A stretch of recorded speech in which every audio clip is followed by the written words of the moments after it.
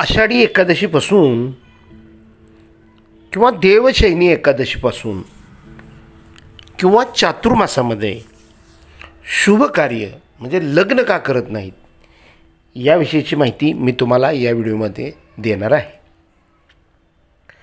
उपाय मराठी या चॅनलमध्ये आपलं स्वागत आहे.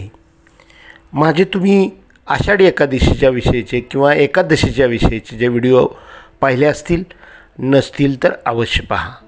तर देवशयनी एकादशी म्हणजे आषाढ महिन्यात शुक्ल पक्षातील एकादशी तिथीला देवशयनी एकादशी असे म्हणतात.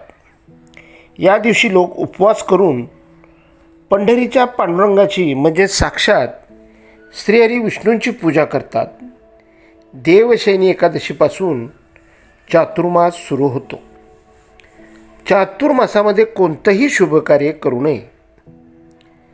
त्यामध्ये जावळ, विवाह, साखरपुडा, गृहप्रवेश इत्यादी शुभ कार्य पूर्ण निषिद्ध मानले जातात. देवशयनी एकादशी म्हणजे त्या एकादशीला देव झोपतात. म्हणजे देवशयनी एकादशीच्या दिवशीपासून देव निद्रा अवस्थेमध्ये जातात. त्यामुळं त्यास देवशयनी एकादशी असे म्हणतात. तर आता आपण चातुर्मास कधी सुरू होतो आहे हे पहिल्यांदा जाणून घेऊया. वैदिक दिनदर्शिकेनुसार देवशयनी एकादशीसाठी महत्त्वाची आषाढ शुक्ल एकादशी तिथी मंगळवार दिनांक 16 जुलै रोजी रात्री 8:33 सुरू होणार आहे. ती बुधवार 17 जुलै रोजी रात्री 9:02 आहे. अशा स्थितीत उदय तिथीनुसार एकादशी ही 17 जुलै रोजी आहे. सकाळपासून 17 जुलैला आपण श्रीहरी विष्णूंची पूजा, पांडुरंगाची पूजा, आषाढी एकादशीचं व्रत जे कोण करणार आहेत त्यांनी करायचं आहे. उपवास त्यांनी करायचा आहे. दशमी, एकादशी आणि बारस असं 3 दिवस हे व्रत असतं.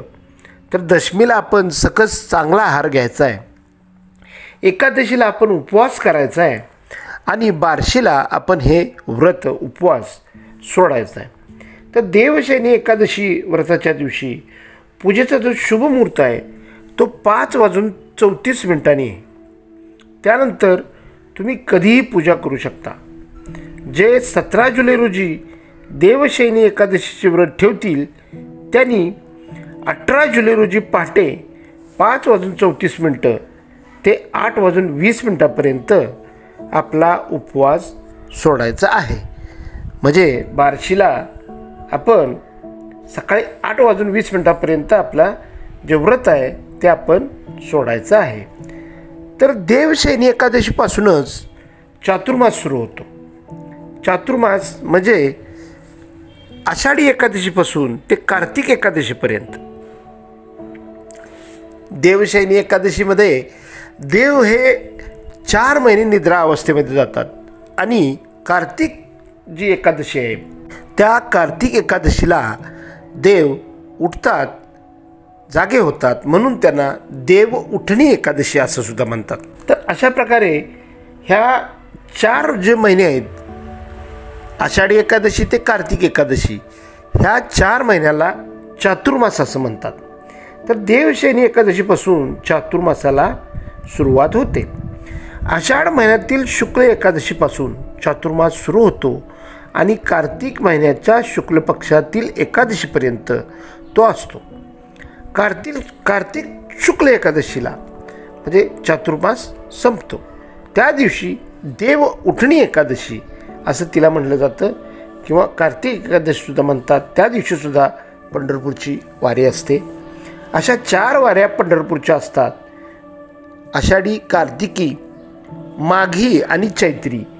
तर ह्या 4 वाऱ्यामध्ये भाविक हे पांडुरंगाचे दर्शन करण्यासाठी मोठ्या संख्येने येत असतात. तर चातुर्मास हा आषाढ, श्रावण, भाद्रपद आणि अश्विन आणि कार्तिक हे महिने येतात. पण तिथीवरून तिथी काढली तर 4 महिने होतात. तर चातुर्मासामध्ये 4 महिने श्रीहरी विष्णू हे निद्रा घेत असतात. तर चातुर्मास सुरू होता श्रीहरी विष्णू योग निद्रामध्ये जातात. ते ब्रह्मांड चालवण्याचे काम या काळात श्रीहरी भगवान शिवशंकरांना सोपवतात. म्हणून आपण श्रावणामध्ये श्री शिवशंकरांची पूजा, उपवास, व्रत आपण करत असतो. असे मानले जाते की या दिवसापासून देव 4 महिने निद्रित अवस्थेत असतात.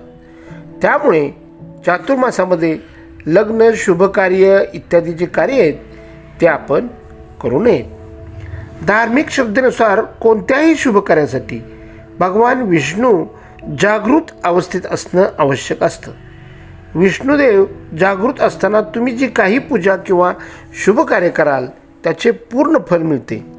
शयन अवस्थेत असताना कोणतंही शुभकार्य करता तेव्हा त्याचे पूर्ण फळ तुम्हाला मिळत नाही. म्हणून या कारणामुळेच चातुर्मासाच्या दिवसामध्ये विवाह, जावळ, उपनयन, विधी, गृहप्रवेश वगैरे ह्या गोष्टी केल्या जात नाहीत. तर अशा प्रकारे ह्या 4 महिन्यामध्ये, ह्या चातुर्मासामध्ये आपण ह्या देवशयनी एकादशी ते देव उठणी एकादशी म्हणजेच आषाढी एकादशी ते कार्तिकी एकादशीमध्ये आपण हे शुभकार्य करू नये. त्याचा आपणास फायदा होत नाही, पण अलीकडच्या काळामध्ये ते कोण जास्त पाळलं जात नाही. तर ज्यांना त्याचं पूर्ण फलित पाहिजे अशा लोकांनी लक्षात ठेवा, तुम्ही आषाढी एकादशीपासून कोणतंही शुभकार्य, विशेष करून लग्न, हे या काळात करू नये. आणि ते कार्तिक एकादशीनंतर तुळशी बारस असते. तुळशी बारशीनंतर शुभकार्य केलं जातं. पहिलं तुळशीचं लग्न लावतात. आमच्या काही ज्यांना सिद्धनाथ कुलदैवत आहे ते सिद्धनाथ कुलदैवत किंवा काळभैरव कुलदैवत आहेत, त्यांनी हे त्यांचं जे लग्न असतं काळभैरवाचं, सिद्धनाथाचं, ते तुळशी बारशीला रात्री 12 वाजता हे म्हसवड श्री क्षेत्र म्हसवड येथे हा विवाह सोहळा होतो.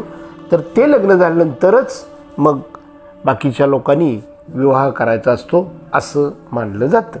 तर अशा प्रकारे हे देवशयनी एकादशी आणि ते देव उठणी एकादशी ह्या दोन्ही एकादशींचं महत्त्व आहे आणि ह्याच्यामधल्या काळालाच चातुर्मास असे म्हणतात. तर सर्वांनी लक्षात ठेवा की ह्या 4 महिन्यामध्ये आपण कोणतंही शुभकार्य करू नका. देवाचं नामस्मरण आपण करायचं आहे.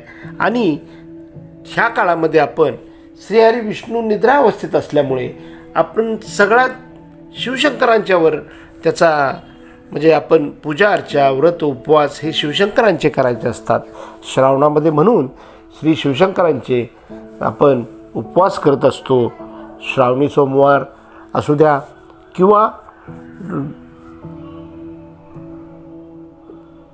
तर अशा प्रकारे आपण श्री शिवशंकरांचे आपण पूजा, व्रत, उपवास करावे.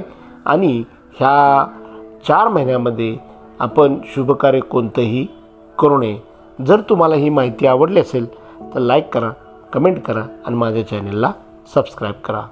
ओम नमः शिवाय. जय जय रामकृष्ण हरी. ओम नमो भगवते वासुदेवाय.